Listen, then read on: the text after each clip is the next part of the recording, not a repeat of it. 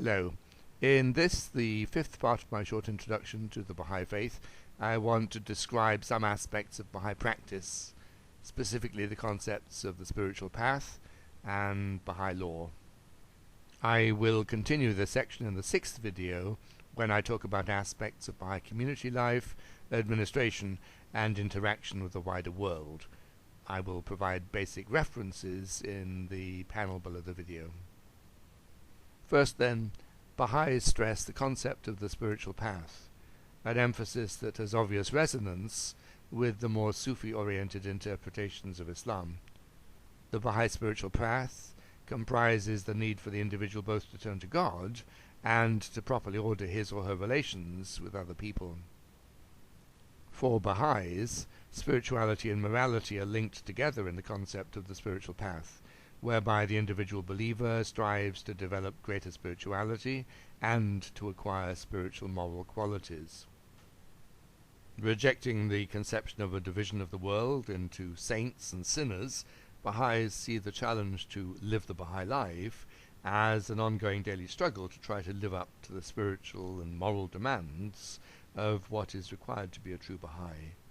By so doing, it is believed, each individual is able to discover the realities of their own souls and progress towards God.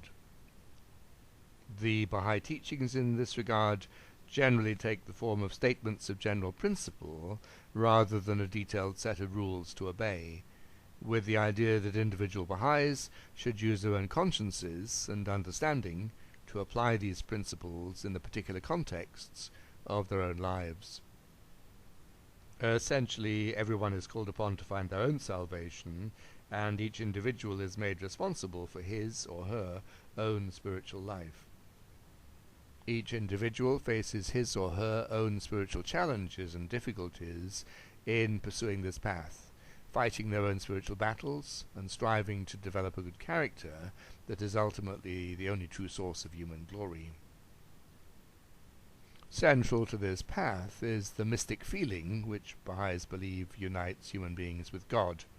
Baha'is should therefore turn to God and seek to commune with Him, finding the divine light that is present in all human beings within themselves.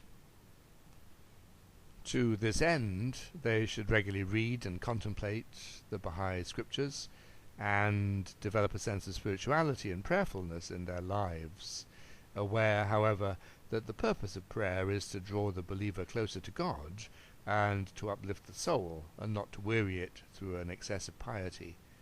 There are many Baha'i prayers, mostly by Baha'u'llah and Abdul-Baha, available for use. Ideally, an attitude of devotion should pervade the thoughts and actions of the believer's daily life, although not to the extent that Baha'is lose contact with the everyday world. Rather, prayer should lead to a transformation of character and greater strength in overcoming moral weaknesses. Again, Baha'is should review their own actions, bring themselves to account each day, ere death intervenes and it becomes necessary for them to give an account of themselves before God.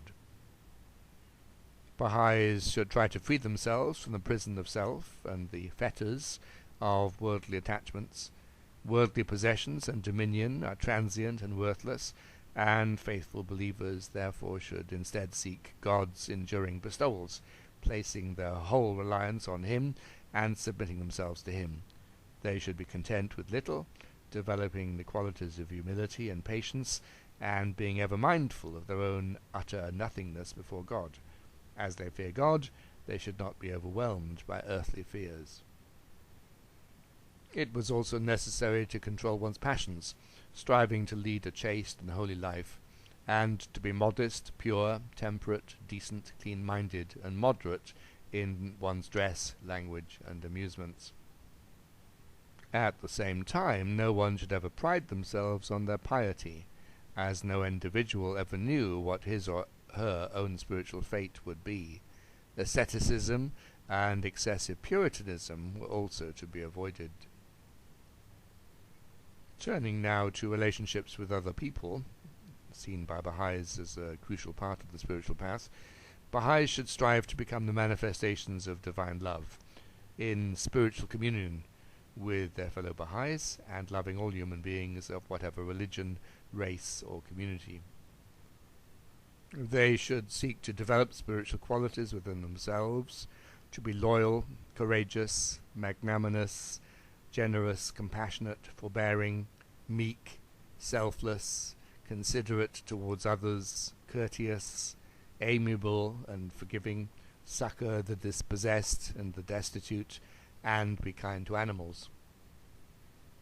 They should completely avoid iniquity, envy, malice, backbiting and covetousness, nor breathe the sins of others, nor be a cause of grief to them.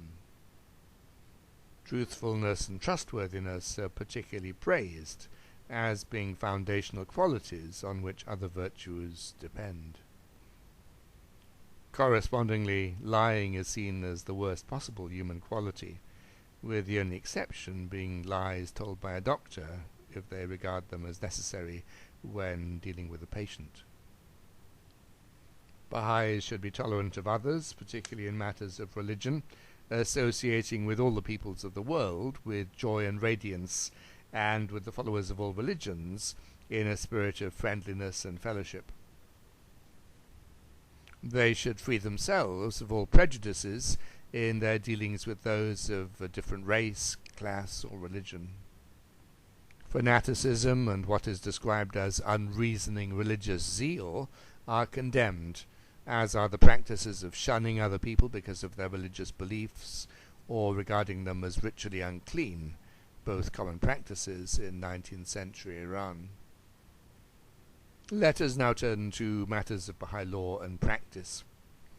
Being a Baha'i also involves following Baha'i law, and the development of spirituality is seen as linked to obedience to what is ultimately a spiritualized code of law.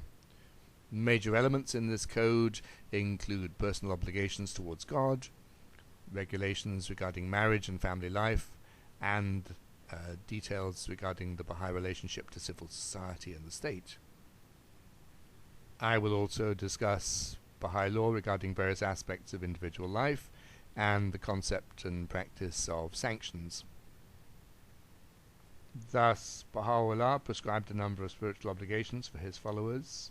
These include obligatory daily prayer and the reading of Baha'i scripture, an annual 19-day fast from sunrise to sunset for those who are fit and well, and the payment of hugugullah, the right of God, a form of tithe on capital gains for those who are sufficiently wealthy. These practices are regarded as a means for the individual to draw closer to God and to develop spiritual qualities. As to marriage and family life, the Baha'i teachings emphasize the importance and sanctity of marriage and family life, both for the individuals involved and for society as a whole, and Baha'is are encouraged to marry. All Baha'i marriages require the consent of both the couple and their parents, this latter permission being required so as to strengthen ties between family members and to prevent any enmity in the family. Baha'i marriage is monogamous, divorce is permitted, but strongly discouraged. The importance of parenthood is greatly stressed, as is the responsibilities of the parents to ensure the education of their children. All forms of injustice and violence within the family are condemned. Turning now to the relationship to civil society and the state, Baha'is are required to follow the law of the countries in which they reside, unless these laws require them to deny their faith or violate fundamental Baha'i principles. They are to be loyal, honest and truthful in their dealings with their government, strictly avoid sedition, and avoid any party political involvement.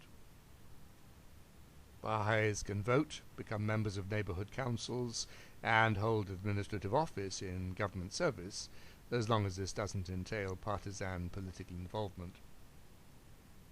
Baha'is in public employ should be exemplary in their honesty, integrity, trustworthiness, justice, and service.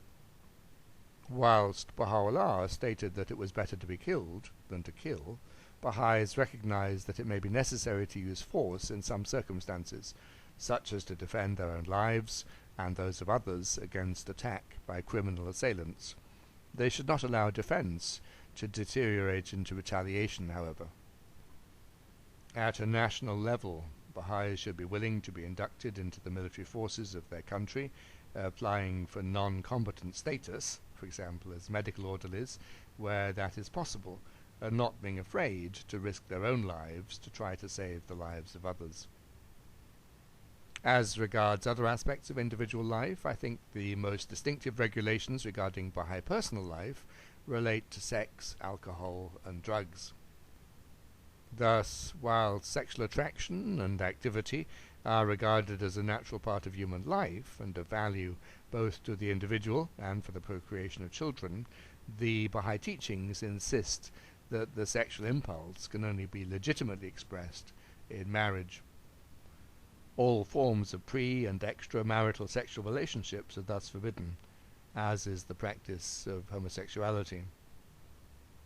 As to alcohol, opiates, and other psychoactive drugs, these are seen as leading the mind astray and weakening the body, and they should thus be absolutely avoided unless prescribed by a physician.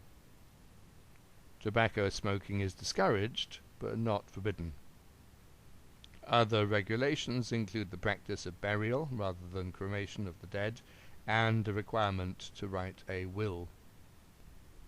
Abdu'l-Baha praised vegetarianism, but Baha'is are free to eat what they wish, and there are no prohibited foods.